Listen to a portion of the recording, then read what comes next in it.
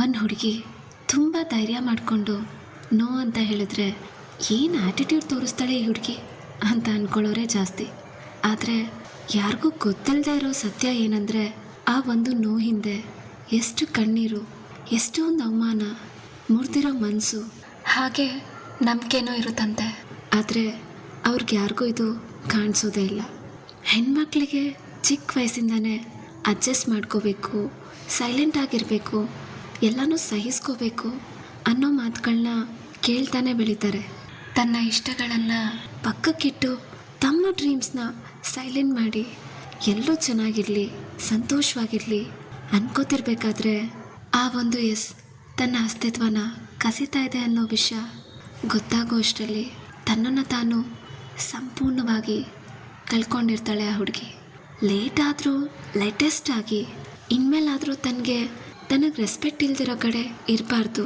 ಅದಕ್ಕೆ ಅವಳು ನೋ ಹೇಳ್ತಾ ಹೋಗ್ತಾಳೆ. ತನ್ನ ಕನಸುಗಳನ್ನ ಮುರಿಯೋ ನಿರ್ಧಾರಕ್ಕೆ ನೋ ಅಂತ ಹೇಳ್ತಾಳೆ. ತನ್ನನ್ನು ನೋಯಿಸೋ ಸಂಬಂಧಗಳಿಗೆ ನೋ ಅಂತ ಹೇಳ್ತಾಳೆ. ಅವಳ ಸೈಲೆನ್ಸ್ನ ಅವಳ ವೀಕ್ನೆಸ್ ಅಂದ್ಕೊಂಡಿರೋರಿಗೆ ನೋ ಅಂತ ಹೇಳ್ತಾಳೆ. ಆಗ ಅವಳು ನೋಡ್ತಿದ್ದ ಜನ ನೀನು ಬದಲಾಗಿದೆಯಾ ಅಂತ ಹೇಳ್ತಾರೆ. ಆದರೆ ಅವಳು ಬದಲಾಗಿರಲಿಲ್ಲ. ಮೊದಲನೇ ಸಲ ಅವಳು ತನ್ನನ್ನು ತಾನು ಚೂಸ್ ಮಾಡಿರ್ತಾಳೆ. ಅದು ಅವ್ರಿಗೆ ಬದಲಾವಣೆ ಥರ ಕಾಣಿಸಿರುತ್ತೆ ಅಷ್ಟೆ. ಕೆಲವರಿಗೆ ನೋ ಅಂತ ಹೇಳಿದ್ರೆ ಇಷ್ಟ ಆಗೋಲ್ಲ. ಆದರೆ ಆ ಒಂದು ನೋಯಿಂದ ಆ ಹುಡುಗಿ ಆತ್ಮಗೌರವನ ಉಳಿಸ್ಕೋಬೋದು ಅಂದರೆ, ಅವಳು ತನ್ನ ಮೆಂಟಲ್ ಪೀಸ್ನ ಕಾಪಾಡ್ಕೋಬೋದು ಅಂದರೆ, ಅವಳ ಭವಿಷ್ಯನ ಬದಲಾಯಿಸ್ಬೋದು ಅನ್ನೋದಾದರೆ ಯಾಕಾಗಬಾರ್ದು?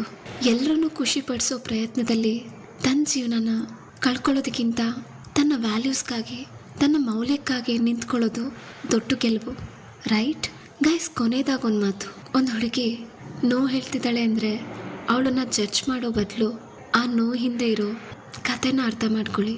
ಯಾಕಂದರೆ ಪ್ರತಿಯೊಂದು ನೋ ದ್ವೇಷದಿಂದ ಹುಟ್ಟಲ್ಲ. ಕೆಲವು ನೋವುಗಳು ತಮ್ಮ ಆತ್ಮಗೌರವಕ್ಕೆ ಪೆಟ್ಟು ಬಿದ್ದಾಗ ಮಾತ್ರ ಹುಟ್ಕೊಳ್ಳುತ್ತಂತೆ.